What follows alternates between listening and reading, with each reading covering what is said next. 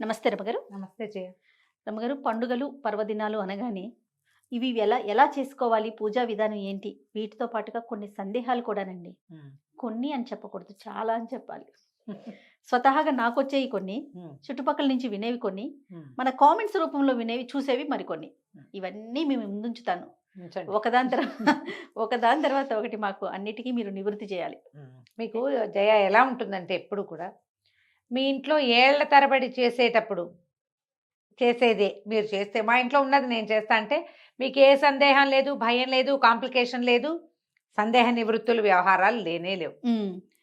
మీ ఇంట్లో లేనివి మీరు చుట్టుపక్కల విని అలా చేయాలేమో, అలా చేయకపోతే కుదరదేమో అన్న భావాల్లోకి వెళ్తారు చూడు, అవును. అవును. అప్పుడు సందేహాలు వస్తాయి. లేదా కొత్తగా చేసేటప్పుడు సందేహాలు వస్తాయి. హ్మ్. మన ఇంట్లోనే చేసుకున్నట్టు మేము ఇట్లాగే చేస్తాం అంతే. అంతే. అంతే. అలా రమగారు కాదట కదా. ఆ! 100 మాటలు వింటే ఇది తప్పేమో, అది కరెక్టేమో, అలా చేయకూడదేమో, ఇలా చేయకూడదేమో, మీరన్నట్టుగా ఒక్కటే ఫాలో అయ్యామనుకోండి ఆ ఏమి ఉండదు. ఒకటి కూడా ఓ గురువుగారినో మన ఇంటినో అంతే. అంతే. అప్పుడు ఏ డౌట్లు ఉండవు. మేము ఇలాగే చేస్తాం. ఆ! మనకి ఏదో బ్రహ్మాండం పగలది పడాలి మన మీద, అది పడట్లేదంటే మనం ఈ చేసే తప్పు అనిపిస్తూ అనిపిస్తుంది. ఉంటుంది. ఒక్కొక్కళ్ళని వింటాము, చేయకూడదు అని చెప్తారు. అలాంటి శాస్త్రం లేదమ్మా ఎక్కడా కూడా. హ్మ్. హ్మ్. ఇలాగే చేయాలని లేదు.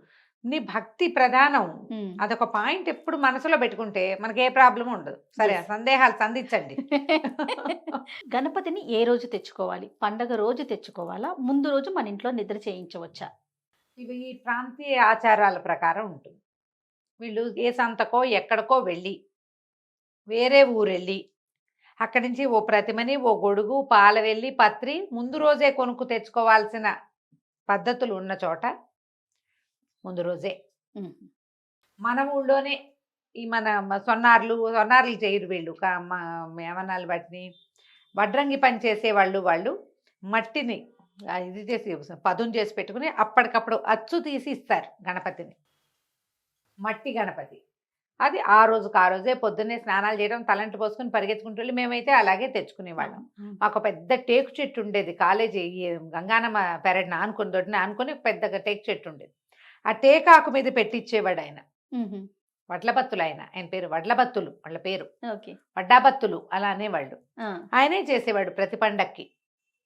ముందు రోజు ఏదో మట్టి అది తొక్కి బాగా పదును చేసి పెట్టుకునేవాళ్ళు. ఆ! మనం పిల్లలు వెళ్ళేసరికి ఒక్కొక్కళ్ళకి మా ఊర్లో మొత్తం కలిపి ఓ 25, 30 ప్రతిమలు చేసేవాడేమో అంతే. 10 ప్రతిమలు చేసేవాడు. హ్మ్. ప్రతిమే తెచ్చుకోవటం. ఇప్పుడు మనకి ఇలా అప్పటికప్పుడు అచ్చు తీసినవి కనపడతాయి, రేర్‌గా అవును. ఉన్నాయి. మట్టితోటి తయారు చేసి కొంచెం ఆరబెట్టినవి దొరుకుతాయి. అదెప్పుడు తయారైనా మన ఇంట్లోకి మాత్రం మనం పొద్దున్నే తెచ్చుకోవటం. మన ప్రాంతపు ఆచారం ఇదైతే ఇట్లా. ప్రధానంగా నేను చెప్పానని కాదు. నేను ముందు చెప్పిందే నేను మళ్ళీ మళ్ళీ చెప్తున్నా. మామూలుగా మీ ఇళ్లల్లో ఏం చేస్తారు? చూడండి. మీ ఇంట్లో ఏం లేదు. ఎప్పుడు తెచ్చుకోలా. ఎప్పుడు చేయలా. ఎప్పుడు బయట దేవుళ్ళ పండగలే ఏమంటారు, మన వినాయక చవితి పందిళ్ళే చూశారు. ఓకే. ఈ ఏడాది మీరు కూడా తెచ్చుకోవాలనుకుంటే కనుక ఫ్రెష్ మట్టి గణపతిని తెచ్చుకోండి. హ్మ్. మట్టి గణపయ్యనే పూజిద్దాం. మట్టి గణపైనే పూజించండి. ఎకో ఫ్రెండ్లీ థింగే మంచిది. రంగురంగులు వేసిన గణపతిని మనం షోకేస్‌లో పెట్టుకోవచ్చు. ఈరోజు అర్చనకి భాద్రపద శుద్ధ చతుర్థి నాడు గణపతి పుట్టినరోజున్నాడు ఆరాధించేది. ఆయన ఏదో ఒక మృణ్మయం అంటే మట్టి ఒంటికి రాసుకునే నలుగు పిండితోటి తయారు చేయబడ్డాడు. ఆ పిండితోటి మనం చేసుకోలేకపోతాం. అవును. చేత కాదు మనకి. హ్మ్. ఆ మట్టికి అది సమానం కాబట్టి అట్లా చేయబడిన ప్రతిమను తెచ్చుకుని పూజ చేసుకోండి, మంచిది. తర్వాత తొండం ఎటువైపు తిరిగుండాలి రమ్మగారు? చాలా రకరకాల భావాలు ఉంటాయి జయ దీని మీద. ఏనుగు ముఖం కలిగిన వాడు ఎవరు కదా. ఆ! ఏనుగు తనకు తోచినట్టు పెట్టుకుంటుంది తొండాన్ని. అవునా కాదా? అవునవును. తన వెసులుబాటు. ఆ ఆ! తొండం కదిలిస్తుంది. ఎక్కడైనా ఆ! పెట్టుకోవచ్చు. కాకపోతే ఏంటంటే దీని మీద మనకి ప్రత్యేకమైన కథనాలుగా ఎలా చెప్తారంటే ఎడం వైపుకి పెట్టుకుని ఉండటం మంచిది అంటారు. హుహు. తల్లి ఆ వైపున ఉంటుందని. ఆహా! ఎడం వైపు తల్లి వైపు, అందుకని ఎడం వైపుకి తొండం ఉంటే మా పార్వతీదేవి సాన్నిధ్యంలో స్వామివారు ఉన్నట్టుగా, మీ గణపతి పార్వతి సాన్నిధ్యంలో ఉన్నట్టుగా. హ్మ్. కానీ కొన్ని ప్రత్యేకమైన పురాతనమైన దేవాలయాల్లో స్వయంభూగా వెలిసిన గణపతి కుడివైపు తిరిగి ఉన్నవాడుగా కొన్ని చోట్ల కనపడతాడు. మనకి కాణిపాకంలో ఎలా దర్శనమిస్తారండి? కాణిపాకం నాకు పెద్దగా జ్ఞాపకం లేదు జయ. కానీ బిక్కబోలు గణపతి మాత్రం, లక్ష్మీ గణపతి కుడివైపుకు ఉంది తొండం. ఆహా! ఓ దానికి ఏమైనా ప్రత్యేకమైన లక్ష్మీ కథనం గణపతి ఉందేమో. అని లక్ష్మీప్రదుడు అని చెప్తారు. మ్మ్. ఓకే. మనం ఎటు పెట్టుకున్నా మనకి గణపతి అన్ని రకాల ఐశ్వర్యాలు కలిగిస్తాడు. అంతే. ఎందుకంటే గణపతి ఉండేది ప్రత్యేకంగా మూలాధార చక్రంలో ఉంటాడు. మూలాధార చక్రం ఎక్కడుంది చెప్పు ప్రపంచంలో? మానవ శరీరంలో బేస్ మొట్టమొదటి చక్రం మూలాధారం. మూలాధారం. మూలాధార చక్ర స్థితుడుగా ఉంటాడు. గణపతి ఆరాధన గనక ఎక్కువ చేస్తే బ్యాలెన్స్ వస్తుంది మనుషులకి. మ్మ్. ఈ మూలాధార చక్ర స్థితుడుగానే ఉన్నాడు ఆయన. మ్మ్. త్రికోణంలో ఉన్నాడని చెప్తారు. మ్మ్. ఒక త్రికోణ స్థానంలో ఉంటాడు అని. ఎప్పుడైతే మనం గణపతి ఆరాధన చేస్తామో, గణపతి ఆరాధనకి సాధారణ నియమం ఏమిటి? గుంజీలు తీయటం. అవును. గుంజీలు తీస్తే మీకు బ్యాలెన్స్ వస్తుంది, ఓ బాడీకి బుద్ధికి కూడాను. ఈ ఆరాధన క్రమం సజావుగా మన నమ్మకంతో వెళ్తే మనము ఈ చక్రభేదనం చేయటము అవన్నీ పెద్ద స్థితులు. అవును. అవును. మోక్షానికి వెళ్ళాలంటే మానవుడు చక్రభేదనం చేసి వెళ్ళగలుగుతాడని చెప్పబడుతుంది. మ్మ్. ఈ చక్రాల్లో మొట్టమొదటిది ఏమిటి? మూలాధార చక్రం. అక్కడే దానికి కింద మూలాధార చక్రానికి కిందే మనకి కుండలిని శక్తి ఉన్నదని, మ్మ్. ఆ శక్తి కదిలినప్పుడు మొట్టమొదట మూలాధార చక్ర భేదనం జరుగుతుందని చెప్తారు. ఓకే. ఈ మూలాధారంలో ఉండటం వల్ల గణపతిని మీరు ఏ రూపంలో అయినా ఆరాధన ముఖ్యము. మ్మ్. కుడివైపు తోడు తిరిగి ఉన్నా, ఎడం వైపుకి తిరిగి ఉన్నా కూడాను. ఓకే. ఇక దంతం విషయం ఏంటి రమ్మగారు? అంటే మనం ఏకదంతం అనుకుంటాం కదా, అలా ఉన్న ప్రతిమే పెట్టుకోవాలా? మీకు వినాయక ప్రతిమలు ఎప్పుడూ ఏకదంతుడుగానే చేస్తారు. వినాయకుడు అంటేనే ఏకదంతుడు. రెండో దంతం ఆయన తీసి ప్రయోగించాడని కదా చెప్తారు. ముష్కాసుడి మీద ప్రయోగించాడు. ప్రయోగించిన తర్వాత ఆయన ఇలా పూజార్హత పొందాడు. అదంతా అయిన తర్వాతే ఆయనకి గణాధ్యక్షత అవి ఇచ్చారు. ఓకే. మరి ఏ రూపంలో మనం మొదట ఆయన్ని కొలువేయి ఉన్నవాడిగా చూసామో అదే రూపంలో కొలుచుకోవాలి. కాబట్టి తప్పకుండా ఏకదంతుడుగా ఉన్నదే చూడాలి, ఏకదంతుడుగా ఉన్నదే ఉంటారు. ఓకే. తర్వాత ఛత్రము, తర్వాత కింద మూషికాసురుడు, ఇవి ఉన్నా అంటే వీటిని కూడా మనం ప్రత్యేకించి అన్ని చోట్ల మనకి దొరకవు, అవి పెట్టాల్సిన అవసరం ఉందా? మూషికాసురుడు సహజంగానే ఉంటాడు. గణపతి పాదాల దగ్గర విగ్రహంలో భాగంగానే మూషిక ఉంటుంది. ఆయన అనింద్యుడనే అసురుడు అని చెప్పడానికి లేదుగా, ఆయన వాహనం. అవును. ఆయన ఇంత ఎలుకనెక్కి పెద్ద భారీ కాయంతో వస్తాడు. ఇంత చిన్న ఎలుక ఆయన పాదాల దగ్గరే ఖచ్చితంగా ఉంటుంది, విగ్రహంలో ఉండాలి. ఈ ఏకదంతం ఉండటము, అనింద్యుడు ఉండటము సహజ స్వరూపం గణపతిది. ఈ ఛత్రము అవి మీరు అలవాటు ఉంటే పెట్టుకోండి, దొరికితే. దీనికి ప్రత్యేకమైన కారణం ఏమన్నా ఉందండి ఛత్రము పెట్టడం? అవును, మరి ఛత్రాధిపత్యం ఇచ్చారు ఆయనకి. ఈ మొత్తం గణాలన్నిటికీ అధ్యక్షుడు ఆయన, ఛత్రపతి. ఆయన గొడుగు పట్టారు ఆయనకి, నువ్వు వీటన్నిటినీ కాపాడు, వీటన్నిటినీ సరిచెయ్యి అని పట్టాభిషేకం చేశారు. ఆ పట్టాభిషేక్తుడు అయ్యాడు కాబట్టి ఛత్రపతిగా ఉన్నాడు ఆయన. మనం ఛత్రపతి అంటే వేరే అర్థాల్లోకి వెళ్ళకూడదు. వీడొక్కడే, ఇతను ఒక్కడే ఉన్నాడని చెప్పడం కోసం ఆ ఛత్రపతిని చెప్తారు. నాగబంధం అనేది అంటే మనం చేసుకుని కూడా పెడతారు కదా రమ్మగారు, దూదితో చేసి. అది ఉత్తరీయం చేస్తారు జయ. మనము ఎలా అంటే అర్చన చేసేటప్పుడు ఇది అందరూ తెలుసుకోవాల్సిందే. ఏ అర్చన చేసినా మనకి షోడశోపచారాలు చేసేటప్పుడు యజ్ఞోపవీతము, వస్త్రము రెండు సమర్పించాలి. అవును. ఈ యజ్ఞోపవీతం సమర్పయామి అని యజ్ఞోపవీతార్థం అక్షతాన్ని సమర్పయామి లేదా పుష్పాన్ని సమర్పయామి చెప్పుకోవచ్చు. లేనప్పుడు వస్త్రం సమర్పయామి అన్నప్పుడు వస్త్రార్థం పుష్పాన్ని సమర్పయామి అనొచ్చు, 2 పుష్పాలు సమర్పించండి. లేదంటే మనం ఏం చేయొచ్చు, ఇంత చేసేటప్పుడు పూజ చాలా షోడశోపచారాలు చేస్తున్నాం కదా, చక్కగా పత్తిని చక్కగా సాగదీసి చిన్న చిన్న బల్బుల్లా చేసి మధ్యలో పసుపుతోటి చిన్నగా నలిపి పెట్టామనుకో యజ్ఞోపవీతం తయారవుతుంది. ఈ యజ్ఞోపవీతాన్ని మనం ధరింపజేయచ్చు. వస్త్రం కూడా చక్కగా కాటన్ని, పత్తిని తడిపి కొంచెం గంధం అది ఇట్లా వెడల్పుగా సాగదీసి 1, 2 వస్త్రాలు. సేవ అంతే, స్వామివారికి సేవ. ఇప్పుడు ప్రత్యక్ష యజ్ఞోపవీతం మనం తెచ్చుకునే ప్రతిమా స్వరూపం ఇంత ఉంటారు. యజ్ఞోపవీతాలు మనం తెచ్చుకుంటారు, వాడుకునే వాళ్ళు ఉంటారు కదా.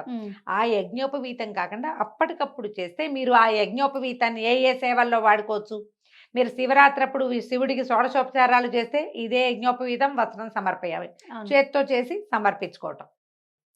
అమ్మవారి షోడశోపచారాలు చేసినప్పుడు సమర్పించుకోవటం. ఆ వస్త్రం అనగానే ఒక ఉత్తరీయము, చీర జాకెట్ అవి సమర్పిస్తాం. ఉమ్. వినాయకుడు కూడా ఒక పంచా ఉత్తరీయము సమర్పించవచ్చు బ్రహ్మచారి కాబట్టి. ఉమ్. మీరు అలా కాదనుకుంటే ఇలా వస్త్రాన్ని కూడా సమర్పించవచ్చు. మళ్ళీ వీటిని ఏం చెయ్యాలి అని డౌట్ వస్తుంది.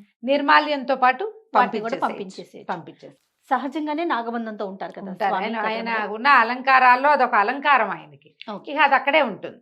తర్వాత పూజ సమయం అప్పుడు మనం ముందుగా గౌరమ్మని ఉమ్. తయారు చేసుకుంటాం కదా, దాన్ని ఏం చేయాలి రమ్మగారు? ఇప్పుడు గౌరీ అంటే ఈ వినాయక పూజ చేసేటప్పుడు ఆయన్ని గౌరీ ఆరాధన చేసే పద్ధతి కూడా కొన్ని చోట్ల ఉంటుంది. మనం గణపతినే చేసుకుంటాం గౌరీ రూపంలో. ఇప్పుడు గౌరిగా నువ్వు నిలబడితే గౌరీ, ఆ, గుండ్రంగా చేస్తే గణపతి అని కొన్ని ప్రాంతాల్లో. కాదు, గుండ్రంగా చేసిందే గౌరీ, పొడుగ్గా చేస్తేనే గణపతి అంటారు కొన్ని ప్రాంతాల్లో. ఆ. గౌరిని గణపతిని ఇద్దరిని పెట్టరు, ఒకరిని పెడతాము. మనం నిర్మాల్యంతో పాటు పంపించవచ్చు. ఓకే. లేదా ఈ హరిద్రా గణపతిని తులసి చెట్లోనో ఏదైనా మనం మన ఇంట్లోనే మొక్కల్లో పెట్టుకుని, కొద్ది చోట్ల నేను గమనించింది ఏంటంటే ఒంటికి రాసుకోండి, స్నానం చేయండి అని చెప్తారు. ఈ పూజ చేసిన గణపతిని పూజ చేశాక మన ఒంటి మీద నుంచి ఈ బాత్రూమ్ మోరీల్లోకి పంపించడం అనేది ఏమంత అనిపించలేదు, నచ్చలేదు నాకు. ఓ. వద్దనిపించింది. నేనేం చేస్తాను, నేను చేస్తే పని చెప్తాను. ఈ గణపతిని తులసి చెట్టు అంటే పూజ చేసే తులసిలో పెట్టను, పూజించే తులసి కాదు, ఇంకా తులసి మొక్కలు 3-4 కుండీలు ఆ కుండీలో పెట్టేట ఒక చిటిక తీసి సూత్రాలకి రాసుకుంటాను నేను. ఓహో. సూత్రాలకి పసుపు తాడు ఉండే పద్ధతి ఉంటుంది కదా, కొన్ని చోట్ల రాగి తీగలు చుట్టించేస్తారు. పసుపు తాడు ఉంటుంది గొలుసుకి, కింద పసుపు తాడికే సూత్రాలు ఉంటాయి. ఒక చిటికెట్ రాసుకుని తతిమా గణపతిని మొక్కల్లో పెడతా, నిదానంగా మట్టిలో కలిసిపోతారు అంతే. ఇక అక్షింతల్ని మనము సాయంత్రం ఒకవేళ చంద్రుడిని చూస్తే గనక నీలాప నిందలు పడకుండా మనం తల మీద వేసుకుంటాం. ఇంకా మిగిలిన అక్షింతల్ని మనం ఏం చేయాలి రమ్మగారు? అంటే పూజ చేసేటప్పుడు మనం అక్షతలు కలిపి పెట్టుకుంటాం. అవును. పసుపు, కుంకుమ, గంధము, అక్షతలు అన్ని తయారు చేసి పెట్టుకుంటాము. పూజ దగ్గర పెట్టినవి పూజక్షింతలుగా మీరు భావించద్దు. ఇది కాదు పద్ధతి. అవి మళ్ళీ పక్కన పెట్టుకుని మీరు తర్వాత పూజల్లో వాడేసుకోవచ్చు వాటిని. ఏవి కథాక్షతలుగా చెప్పబడతాయి ఎప్పుడు కూడా మనం చేతిలోకి తీసుకుని పట్టుకుంటాం కదా. అవును. పట్టుకుని శ్రద్ధగా కథ వింటాం. విన్నప్పుడు ఆ కథాశ్రవణం వల్ల మన చెవులతోటి వింటాం, చేతులతోటి పట్టుకుంటాం. ఈ అక్షతలకి ఈ కథాగౌరవం లభిస్తుంది. గిన్నెలో ఉన్నవి కాదు, మన చేతిలో ఉన్నవి. ఇది లెక్క. ఏదైనా సరే ఇప్పుడు మనం అమ్మవారికి కుంకుమార్చన చేస్తాం, మామూలుగా చేసుకుంటామా? ఒక చిటికెడు కుంకుమ పట్టుకుని మొత్తం నామాలు అయ్యాక వేస్తాం. అన్ని నామాలకి ఒక చిటికే వేసినా సరిపోతుంది. అవును. నువ్వు నోటితో నామం చదువుతూ కుంకుమ గనక పట్టుకుంటే నీ భక్తి, ఆ గౌరవం ఈ కుంకానికి లభిస్తుంది. ఇది లెక్క. ఏ కథా మీరు కథాశ్రవణం చేసినా వరలక్ష్మి వ్రతం కానీ, మంగళగౌరి వ్రతం కానీ, ఇది కానీ, నాగుల చవితి కానీ అక్షతలు చేతిలో ఉండాలి. ఇప్పుడు మీరు గమనించండి, దేవాలయాలకు వెళ్తారు, మంత్రపుష్పం చదువుతారు, మంత్రపుష్పం చదివి దాదాపు మొదలు పెడతారు. అక్కడ అందరికీ పువ్వులు ఇస్తారు. మనమంతా పువ్వులు ఇలా పట్టుకుంటాం, శ్రద్ధగా వింటాం. ఆ మంత్రపుష్పం అయ్యాక మళ్ళీ అయ్యగారు వచ్చి పళ్ళెను మన పువ్వులు తీసుకుని మనం పట్టుకున్న పువ్వుల్ని స్వామికి సమర్పిస్తారు. ఎలా జరిగింది అది? మన శ్రద్ధ, మన చేతిలోనే ఆ వస్తువు ఉండటం, ఈ రెండు కలుస్తాయి కదా, మనం అలైన్డ్గా అవుతాం. మన చెయ్యి అలైన్డ్గా అవుతాయి. అప్పుడు ఏంటి, మన శ్రద్ధ ఈ పువ్వులోకి వెళ్తుంది. అవునా? ఇదే విధానం ఈ కథాక్షింతలకు కూడా అంతే. మీరు కథ చెప్పే పిల్లలకు కూడా అందరికీ చేతికి అక్షంతలు ఇచ్చి కూర్చోబెట్టండి. ఆ అక్షంతలు అక్కడ ఇక్కడ వేయకూడదు, అవి పుచ్చుకుని వెళ్ళిపోకూడదు, అవి అక్కడ ఇక్కడ పెట్టకూడదు. శ్రద్ధ కోసం నిన్ను కూర్చోబెట్టడానికి నువ్వు కథ విని ఆ కథాక్షతలని స్వామివారి మీద కొన్ని వేసి తర్వాత తతిమావి వేసుకోవటం. మేమైతే 6 నెలల పైనే ఉంచుకుంటాం జయ. వినాయక చవితి అక్షతలు ఒక డబ్బాలో పోసి పక్కన పెడతాం. ఏదైనా ముఖ్యమైన పనుల మీద వెళ్ళేటప్పుడు ఓ మాట దండం పెట్టుకుని 2 అక్షంతలు తీసి నెత్తి మీద వేసుకుంటాం. సాయంకాలం మధ్యాహ్నం ఎవరైనా వచ్చారనుకో వాళ్ళకు కూడా కథాక్షతలు వేస్తాం. అందుకని ఈ చంద్రుడి నీలాప నిందల భయము మనకి ఉదయమే తీరిపోతుంది. అక్షతలు తల మీద పడిపోతాయి కాబట్టి మీరు ఇప్పుడు దీనికి పే చేయవలసింది ఏమిటి విషయము? శ్రద్ధ. కథ అంతా నాకు తెలుసు అని మానేయకూడదు. అయినా కూడా ఏటా వింటున్నాం మాకు తెలుసండి అని మానేయట్లేదు కదా. రోజు తింటున్నామని అన్నం మానంగా అట్లా మొత్తం కథ అంతా కూర్చుని మనకు తెలిసిన కథాక్రమం అయినా కూడా వినాలి. తర్వాత స్వామివారిని సాగనంపే కార్యక్రమంలో ఒకరు అదే రోజు తీసేసి సాగనంపుతారు. ఒకళ్ళు 3, 5, 7 అని తీసుకెళ్లి వేరే మంటపాల్లో పెడుతూ ఉంటారు. ఇది కరెక్టేనా అమ్మగారు? మరి అవకాశాన్ని బట్టి చేయాలి కదా. ఇదివరకు ఏం చేసేవాళ్ళం మనం, ఉమ్, ఆ రోజు కదిపేసి, ఉమ్, అంటే మంగళవారము శుక్రవారము కాకపోతే ఆ రోజే కదిపేసి వేయచ్చని చెప్తారు. ఉమ్. ఇవన్నీ ప్రాంతీయాచారాలే జయ. మనం ఉమ్. చెప్పిందే శాస్త్రం అని అనడానికి అంటానికి లేదు. వీల్లేదు. కరెక్ట్ అండి, కరెక్ట్. ఆయా ఊళ్ళల్లో పద్ధతులు, ఇప్పుడు పొల పనులకు అవి చేసుకునే వాళ్ళు ఉంటారు, పొలాల్లో పనులు చేసేవాళ్ళు 9 రోజులు పెట్టి సేవాకాలాలు జరిపి రోజు సాయంకాలం సంగీత సాధన చేయమంటే అందరి వల్ల కాదు కదా. అవును. పూజ చేసుకుంటారు, ఈ కథా వ్యవహారం అంతా అయిపోతుంది, ఈ పూజ చివరి అంతా అయిపోయాక అప్పుడే ఆ మంత్రం, సాగనంపై మంత్రం చదివేసుకుని, ఉద్వాసన మంత్రం ఉమ్. చదివేసి గణపతిని కదిపేసేయచ్చు. ఓహో. ఆ రోజే కూడా కదపచ్చు, ఉమ్. తప్పు లేదు, ఉహు. చేస్తారట్లా. ఓ. మీరు ఉంచుకోదలిస్తే 3 రోజులు ఉంచుకోవటం, 3వ రోజు కదుపుకోవటం. ఆహా. కదిపిన తర్వాత మీకు వెంటనే నిమజ్జన చేసే అవకాశం లభించకపోతే మన సమీపంలో ఉన్న వినాయక స్వామి పందిళ్లలో తీసుకెళ్ళి ఆ పెద్ద వినాయకుడి దగ్గర ఈ వినాయకుళ్ళందరినీ పెడతారు. పత్ర ఎక్కడో సమర్పిస్తాం. ఉమ్. ఇప్పుడు ఏంటంటే మన ఊళ్ళో ఎలా అయినా ఈ అవకాశం ఉండద్దు, మనం అవును, చెరువుకి అవును. వెళ్ళిపోవడానికి దానికి అవకాశం లేకపోతే ఏం చేస్తాం, అలాగే ఉండిపోతారు. పెద్ద వినాయకులతో పాటు ఈ వినాయకుడు కూడా వెళ్ళిపోతాడు. అవకాశం ఉంటే చక్కగా మన ఇంట్లోనే బకెట్లో పెట్టి, మన ఇంటి కుండీల్లోనే పెట్టి అలా నిమజ్జనం అలా చేసుకోవచ్చు. నిమజ్జనం చేసుకోండి. ఆ మట్టి తాలూకు బలం మన కుండీల్లోకే వస్తుంది.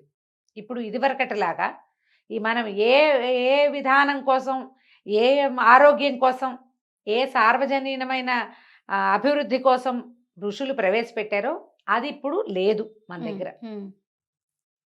హైదరాబాద్ లాంటి చోట అందరూ తాగే నీళ్ళు ఒకటి కాదు, అది అక్కడ ఇవి కలపకూడదు. అవును. పంటలు గింటలు మనకు అందుబాటులో లేవు. ఏం చేయాలి మరి మనం కదా, ఇవన్నీ ఆలోచిస్తాం కదా. ఇలా ఆలోచించేటప్పుడు 2 చిన్న సింపుల్ ఐడియాస్ మనం ఇచ్చేది. గణపతిని, మట్టి గణపతిని తెచ్చుకోండి. మీ బాల్కనీ, మీ అపార్ట్మెంట్లో ఉన్న మట్టిలోనే కలుపుకోండి. ఉమ్. పత్రిని చక్కగా ఏకవింశతి పత్రాలు మీరు దొరికి, గరిక చక్కగా దొరికితే వాటితో అర్చన చేసుకోండి. ఉమ్. వాటిని మీరు ఇలా రీసైక్లింగ్ చేసుకుంటున్నారు కదా, ఇప్పుడు మొక్కలకి సత్తువు తెచ్చేవి బోళ్ళు చేస్తున్నారు అవునండి, కదా, అవును. దాన్ని ఏదో అంటున్నారు, ఏమంటారు దాన్ని, కంపోస్ట్లోకి మార్చేసుకోండి. ఓకే. దాన్ని మొక్కల్లోకి వెళ్ళిపోతుంది, అది మంచిదేగా. అవును. పారేయటలేదు, తొక్కట్లేదు, విసిరేయట్లేదు, తొక్కని చోట వేయాలి. ఓకే. అది కంపోస్ట్ కింద మార్చుకోండి. చక్కగా మన మొక్కల్లోకి, మన ఫ్రెండ్స్ మొక్కల్లోకి వెళ్తుంది, మంచిదే. సంతోషం రామ్ గారు, నాకు తెలిసినంత వరకు, నేను విన్నంత వరకు ఉన్న సందేహాల్ని మీ ముందుచ్చాను. ఫైనల్గా మీరు ఏమన్నా చెప్తారా ప్రేక్షకులకి? చెప్తాం. సందేహాలకి తావివ్వకండి. ఏటా చేసుకునే విధానం మీద ప్రశ్నలు ఎందుకు రావాలి అని అనుకుంటాను నేనైతే. ఒక విధానాన్ని అవలంబించడం మొదలుపెట్టి దాన్నే ఫాలో అవుతూ రండి. 100 మాటలు విన్నప్పుడు ఎప్పుడు కాంప్లికేషన్స్, అనుమానాలు ఉంటాయి. ఒక పద్ధతి పెట్టుకుని కావాలంటే రాసి పెట్టుకోండి ఈ సంవత్సరం, దాన్ని ఫాలో అవ్వండి. ఓకే. మీరు దైవ పూజా విధానాల్లో సాధ్యమైనంత సరైన పని చేయడానికి ప్రయత్నం చేయాలి. ఒక విధానాన్ని పాటించడం ప్రాక్టీస్ చేయాలి. ఉమ్. వీటన్నిటి వెనకాల మీకు ఉండవలసింది శ్రద్ధ, ఆస్థ, నమ్మకము. ఈ 2 ఉంటే భగవంతుడు ఎప్పుడు మనతోటే ఉంటాడు. సంతోషం రామ్ గారు, నమస్తే. నమస్తే జయ.